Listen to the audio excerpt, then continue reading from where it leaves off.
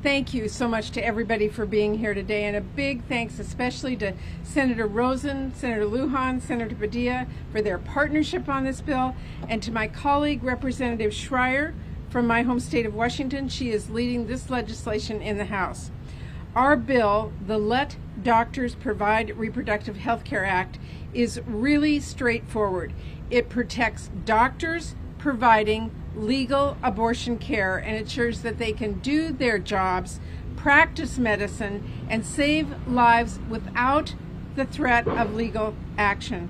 No doctor should ever be punished for caring for patients and providing legal abortion care. But that's exactly what extreme Republicans are doing across the country. And that is the terrible reality that we are living in. Right now, Republican state lawmakers are drafting legislation that would make it a crime to provide abortion care to a resident, even in another state where it is legal. That means doctors in my home state of Washington who are just doing their jobs, who are providing the care their patients need, care that is legal, by the way, could face lawsuits that threaten their practices and their livelihoods. And make no mistake, Republicans are not waiting to pass laws to threaten and intimidate doctors providing abortion care. Right now, in Indiana, a doctor is being investigated after providing an abortion for a 10-year-old who was raped. Think about that. A doctor is being investigated after doing their job, after simply providing health care, care that can be life-saving, care that was entirely legal in her state, care that, up until Republicans' far-right Supreme Court overturned Roe, was legal across the country. The fact that Dr. Bernard is being investigated after just doing her job and helping her patient is chilling. And it is just the latest in the parade of atrocities caused by Republicans' extremism. And I want to be very clear.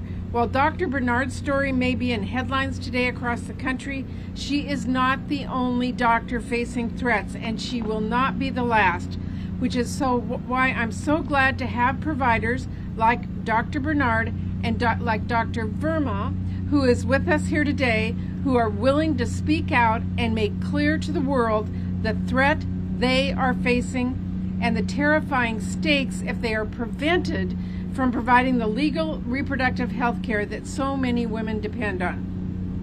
That's why I'm so proud to stand alongside them and make crystal clear that doctors should not be punished. Now, Republicans like to claim they don't believe in punishing doctors, but the threats, the intimidation, the laws that they are drafting all say otherwise. So we are going to keep putting them on the record as to where they actually stand, which is why this week, Senator Lujan, Padilla, Rosen, and I will work to pass the Let Doctors Provide Reproductive Health Care Act on the floor. This is once again a simple bill to address the threat that we know is real.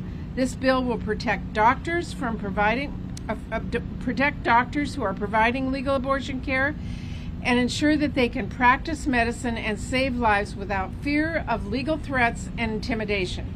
It will make clear attacks we have seen on doctors are unacceptable and that politicians should not be harassing, scaring, investigating, threatening, or punishing doctors for providing care that is perfectly legal, that patients want, and that in many cases is even necessary to save their life.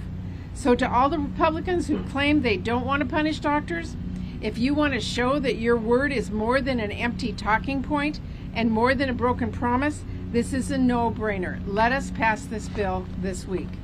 But if they don't, if they block us, like they blocked legislation to protect the right to travel across state lines for an abortion, like they blocked legislation to expand family planning services, like they blocked legislation to protect the right to contraceptives, their obstruction will continue to speak louder than any of their hollow claims about caring for patients or families or women. And Democrats will continue fighting to protect the rights and protect the people Republicans have put in grave danger.